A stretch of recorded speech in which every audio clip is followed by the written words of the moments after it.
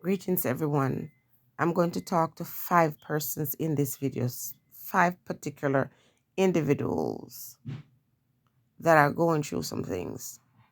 And yes, I'm using the chicken picture again because it is very fitting. Because I'm saying, are you going to allow this to prevent you from getting up and brushing off yourself? I know you've been through some rough things. I know you got the same kind of animal or creature causing chaos in your life. But the question is, are you going to succumb?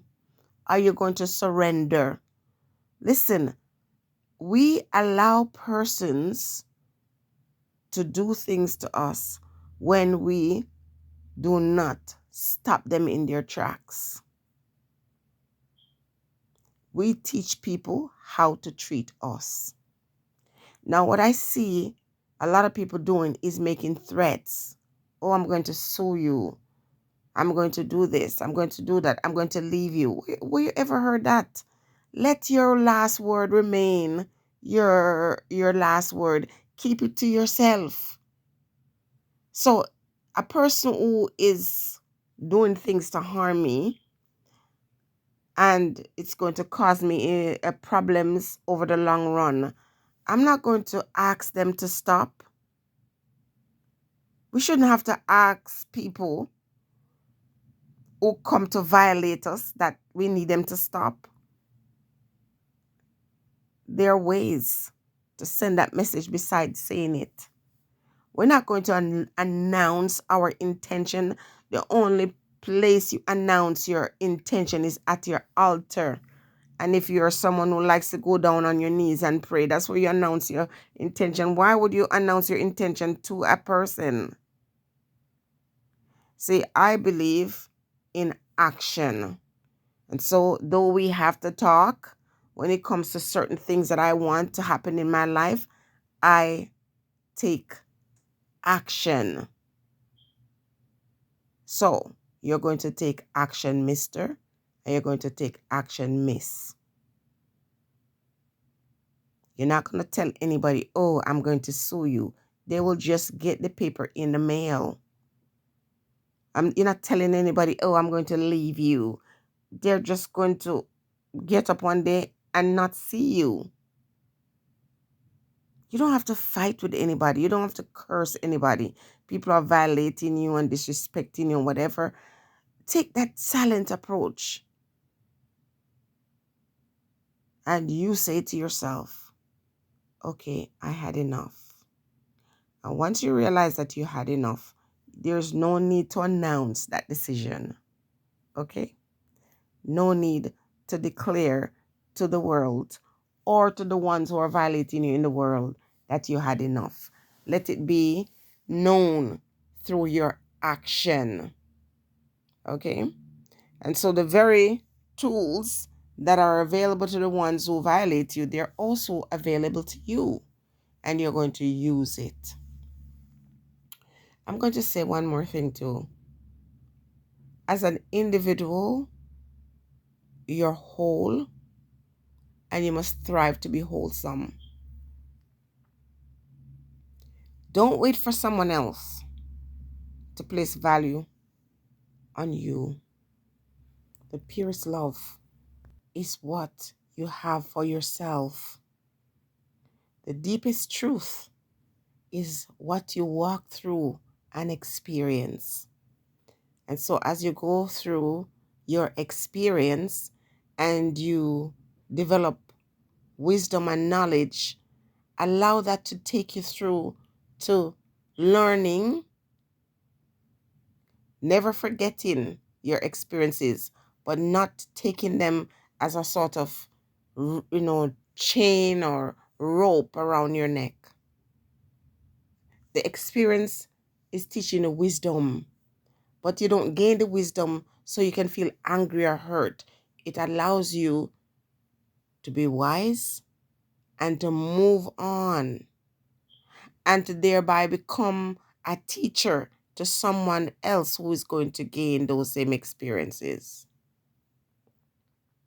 The people in our life are here for a purpose, and not always the purpose that we want to have them in our life for. They come to teach, you come to teach as well. They teach us things, or we teach them.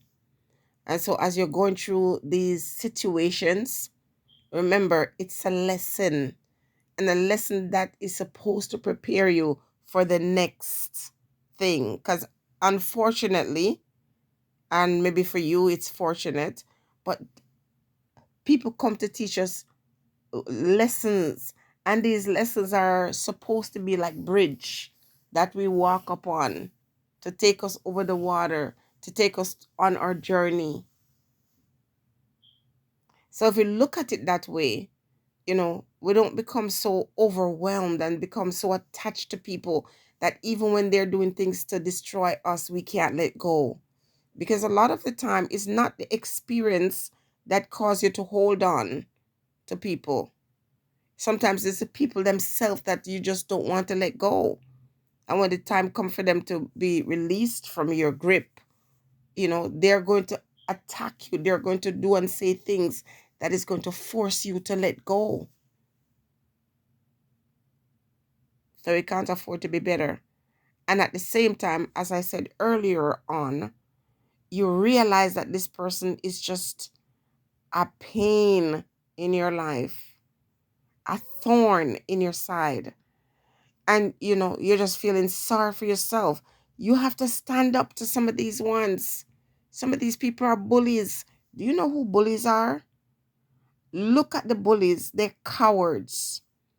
And they only, latched onto people who they feel are afraid. Because whenever you start bullying, if you are a bully and you're listening to this video, and you start bullying other person, only your opinion matters. Only you have all the right ideas, because you might hold the purse string. You're in control of the finances. The person have to listen to you, and they can't ask any question, and they just have to surrender to your will. You are a damaged person, and holding the money or the purse string give you some kind of power and control over somebody. But if an individual realize that you are not their destiny, and you are not their spirit being or spirit guide, then they can abandon you with your purse. Your purse string, you can take that and, you know, put it somewhere around your body, and, up off somewhere. Don't let people control you with their money, with their psychology, with whatever it is that they hold over you, like a kind of bondage. Even if you're a child, an offspring, and you want to go out and pursue something that is, what your spirit is drawing you to, and someone is making threats to say, if you don't do what I tell you to do, then you can't have this thing, then you have to say to yourself, you know what? This is my life. I'm not saying you have to be disrespectful in the way you say it, but you say, this is my life. I'm going to pursue what is important to me. Or if someone is doing something to you that is degrading you, you can say, you know what? Yes, I am vulnerable. Yes, financially, I am dependent on this one, but I'm not going to spend my whole life being a coward, or be so dependent on another person that if they blink their eye, I fall off. You're saying I don't have anywhere to stay. Well, they're shelters. That's what they're for. Sometimes you have to go to a shelter and start over. It's not made for dogs. It's made for people. A chance or an opportunity to get yourself together. So everything that's happening to you, financially, things have gone wrong. And perhaps if you had the strength and the courage to get out of that situation earlier, you wouldn't be in the one that you're in now. You're afraid to take that move, afraid to take that plunge. Me, I'm not. I'm very happy for my experiences. I share them with you all, because guess what? They make me who I am now. And sometimes when you find yourself where you've lost everything and you have to start over, not only do you get to see the people around you, but you get to see yourself. And you see that strength in you that you never knew you had. Sometimes you have to get to the point where you get off your high horse and get down to the very bottom so you can open yourself and you can become vulnerable, and you can also become strong in that vulnerability. I know it doesn't make any sense, but as we go through trials in life, we find our strength. As we release, we receive. And when people come back home, they say, take set on you. You have to release them from you. You have to let them know, no, no, no, this is not a weak fence that you're going to jump on, but you don't warn them.